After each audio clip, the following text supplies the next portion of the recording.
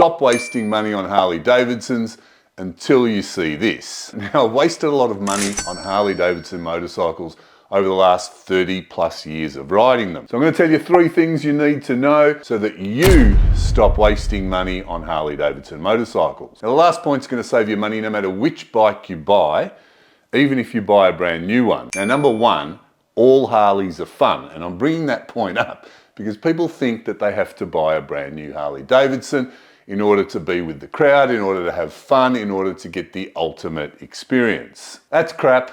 You can buy any Harley and have just as much fun. And that's nothing against new bikes because new Harleys handle and ride way better than they've ever done before. They're awesome. I'm trying to point out that you don't need to stress about getting an older bike. I see so many people buying these brand new, very expensive bikes on loans. They've got repayments to make every week, when for 1/3 of the price, 1/4 of the price, 1/10 of the price sometimes, you can buy yourself an awesome older bike that you're going to have just as much fun on. But we're talking about fun on a Harley Davidson, so how do you have fun on your Harley? Put in the comments what makes riding a Harley Davidson fun. Some people just like owning a Harley and looking at it, so of course they're going to buy a very different type of motorcycle to somebody that wants to go touring. And a touring bike's not necessarily the bike for you if you just want to go from one cafe or bar to the next. So you've really got to think about what makes the experience fun for you. And for a lot of people, that's the social side of things, the community that's built around Harley Davidson motorcycles. And that can be an awesome thing because friends, acquaintances, social activity, it's good for your soul. And last but not least, there's the whole being a biker identity that a lot of people get enormous pleasure and enjoyment from. After all, there's nothing better than dressing up in your favorite pirate gear and terrorizing your enemies. You can't really judge people for what they do. We all do our own thing, and often that's very different to what other motorcyclists do. And the point is, you can do all of the things I've just discussed on a new bike or on an old bike, so you don't have to smash the piggy bank for those last few cents. Fun's fun. Harleys are fun. A lot of people say old Harleys are slow, they don't handle well, and they don't stop well. All of that's true, but it gives them a lot of character. It makes them an enormous amount of fun. And as I've said before in the last few videos, on my slow heritage here, I'm still overtaking everybody. So how fast do you need your bike to go? Well, pretty fast really, but that's why we've got newer bikes also. Old Harley versus new Harley, what's your preference? Put it in the comments now. Don't forget to give me a why you like one over the other.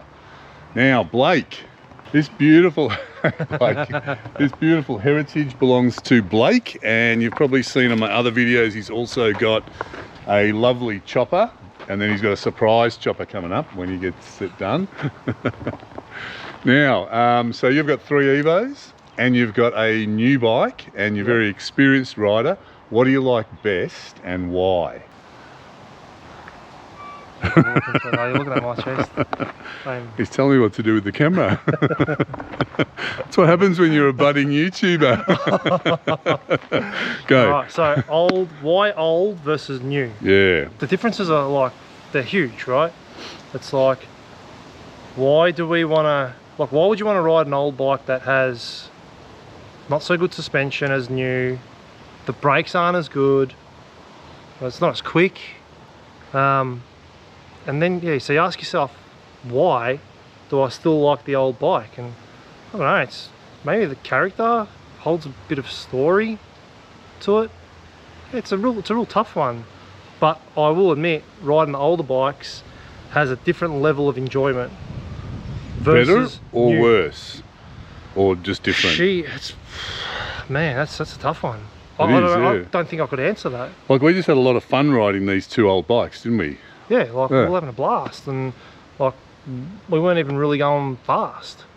Yeah, but isn't it interesting that on these slow, poorly performing old bikes, we pretty much overtook everybody on the road. Yeah, and you sort of feel like you can push it more. Yeah. Because it's not gonna throw you off because it's so powerful, right? So you can really push it to its limits. Yeah. I don't know, it's just, I think the old school cool factor. The newer Road Glide I could definitely ride for a lot longer periods, but the enjoyment that I get out of riding the older bikes, you sort of forget. Yeah. It's like, sometimes and I know this is like a real first world problem, but I sometimes forget I have the road glide. Yeah. Because the enjoyment that you get from the old bikes, it sort of makes you forget. Yeah. And that brings me to this important message, and that message is this video is not sponsored by anyone. So to keep the channel going, we've got an awesome range of supporter gear that shows the world, when you're wearing it, that you're old and not dead, that you still have spunk, that you've got some grunt left. So we've got t-shirts in black, green, white, coal, and if you're cold, you can grab a hoodie or a beanie. There's stickers, patches, key rings, stubby holders, even caps. It's for the discerning gentleman and woman. I mean, come on. After all, the brand has a skull and a crown as a logo. That's a symbol of conquering death and ill health, living life to the fullest as only those that ride motorcycles can. Now, number two, anyone can afford a Harley Davidson because they're cheap. Seeing a lot of talk on YouTube and in the community in general, but Harley Davidsons cost an absolute fortune now, and fair enough, the new ones are pretty expensive. People are saying no one can afford them anymore. People are making videos on how the sales are down 10, 20, 30%, depending on where you are. It might be true, there are always ups and downs, and new bikes have traditionally, or new Harleys have traditionally always been expensive. But check out old bikes. I've said it before a million times. You can have just as much fun on an old bike, and they are dirt cheap. This bike was an absolute bargain. It was actually a fair deal. I've just been riding around with Blake. He's on his Heritage. If you think this was a good deal, he got an absolute steal. Such a low price, I'd call it a freebie, not quite. He had to spend a few $1,000s on fixing it up. Big deal. It's an awesome bike that's going to last for a long time. It rides really well. He can have just as much fun on it. So both our Heritages are pre-1999 bikes with Evolution engines. They say they're very reliable. I've always found that to be true. I think the real bargains at the moment are in the early twin cam models. It appears that nobody's wanting the twin cams at the moment. They're not new enough to be fantastic, and they're not old enough to be desirable. They're stuck in the middle. They're a good bike. I've had quite a few of them. You've got a bonus that they perform much better than the Evos. And I love that supply and demand issue. When nobody wants them, that's probably the time to buy one. You can pick up a really good low kilometre Harley Davidson for nothing. Now, you've got to pay a little bit, but they're bargains to be had everywhere. The twin cams are being given away. You get a lot of kilometres out of unmodified or not hotted up Harleys. I think if you buy a Harley with an unmodified engine, you're going to get a better deal because you don't know what the person before you has done or whether things have been done properly. And then you just modify it yourself if you feel so inclined. Now, people always say maintenance on these old bikes costs a fortune. I'm telling you, you can do everything yourself. Now, let's say almost everything yourself. YouTube mechanics is a thing, get with it. I use YouTube all the time to find out how to do something on my bike. Will I do it as good as a mechanic? Some things probably. Some things probably not. So today I'm going to have a look at this carburetor. The bike's been sitting around for a long time via the last two owners, so I think it would be prudent to pull the carburetor out and at least have a look to see if anything is gunked up in there. There's still a little bit of a stutter when I take off on this bike until it really warms up. I've heard conflicting reports about that. Some people say that you need a larger jet. They'll just say it needs a clean out. Most of the splutter disappeared when I changed the spark plugs.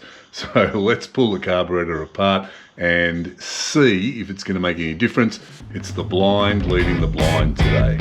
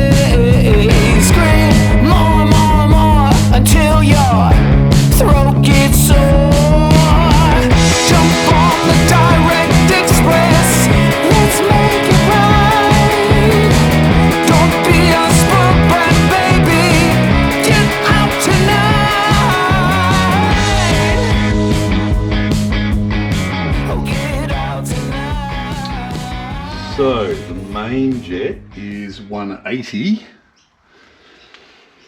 which is exactly how it's supposed to be.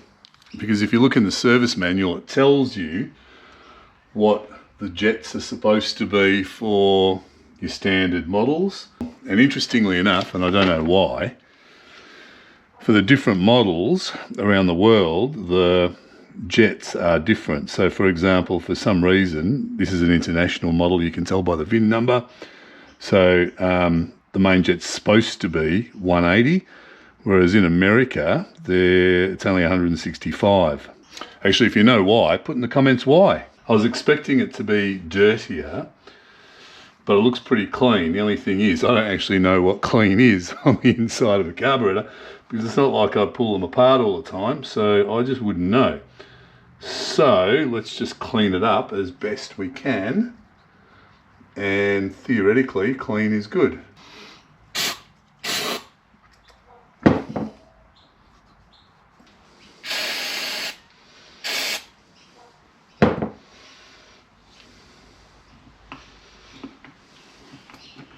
Alright, so you can't see it in there, but in the light you can see that the slow jet's 45. It's supposed to be 42, so that's probably why the bike goes alright. Alright, so we're going to get rid of some of these plastic parts. Let's see. So we're going to put a new needle in, and I'm going to put a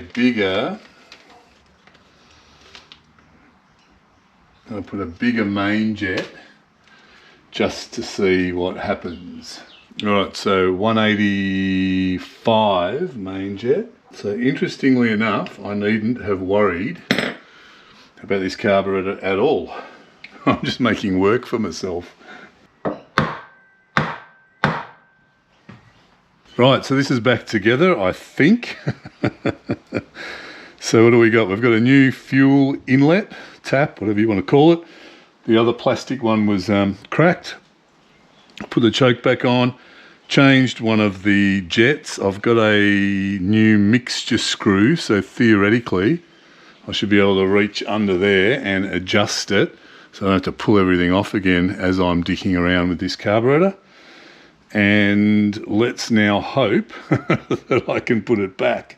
It looks like it's all working. Now I think the hardest part of this job is getting this choke, or the choke cable, back through there, which took a long time to get through this way, and it doesn't look easy to get back. So I can understand why people get choke relocation brackets, and that's probably what I should have done, because the gap is like threading a needle through something complicated. So as usual with these jobs, they're really easy, and then because I don't do this all the time, the bits that are difficult are usually the really easy things. Like for example, there's a little hose, which I think is some sort of a breather hose that goes into the back of this carburetor, and it was impossible to get on without going to the shops and buying some really long pliers.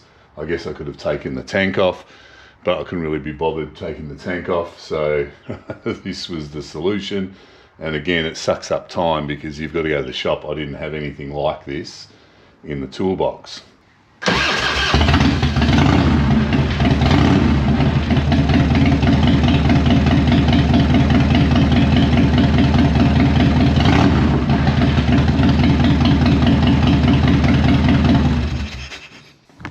It works!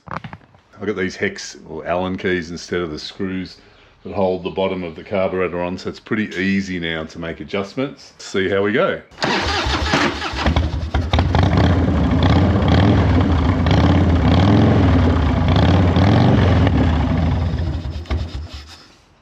Still needs a bit of adjustment, but we're going to take it for a test ride and see how it goes.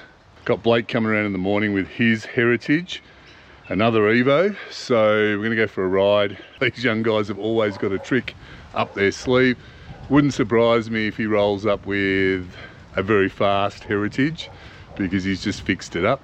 So let's get this going really well and give him a surprise. Here's a fun fact: I ran out of petrol on the test ride.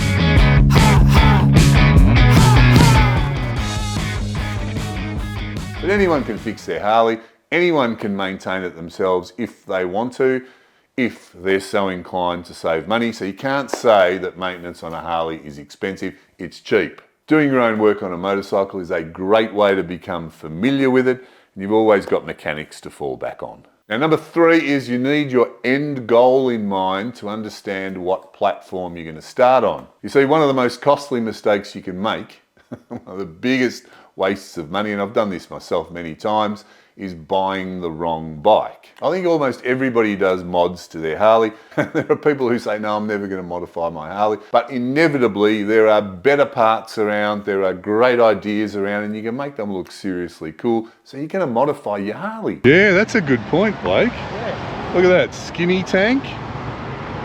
And look at this one, wide, big, fat tank. I reckon it looks way better. That's the fun of owning a Harley, modifying it, messing around with it, changing it to make it look like your own. I mean, look at my black street glide. I've got an old not dead sticker on the windscreen and a teardrop air cleaner.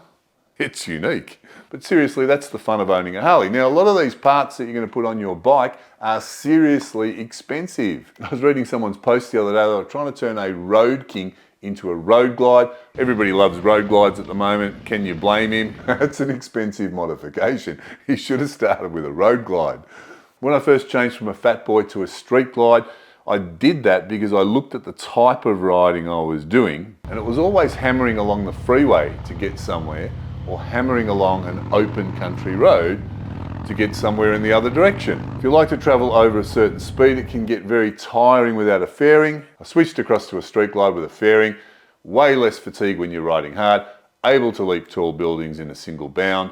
Best decision I've made. If you live closer to town and you don't find yourself on the open road a lot, even though road glides are trendy, a touring bike's going to be overkill. So have a think about the type of look you're going to go for. A breakout with a fat tyre on the back and the forks raked out is a very different look to the lowrider or to a touring bike. When I'm buying a Harley, I like to think how it's going to look at the end when I'm reasonably satisfied. I'll buy the platform or the variation on that platform that is closest and gives me the cheapest way to get to those end modifications. It's a big consideration because some of the parts cost an absolute fortune. So for sure, buy the bike you love, but think it through. Don't make a rash decision. Understand that you can save yourself a lot of money by buying second-hand or older, and rest assured you're going to have fun no matter which model you buy. Using all that's left, somewhere in your chest, on your sweetheart hidden mist. Oh, oh.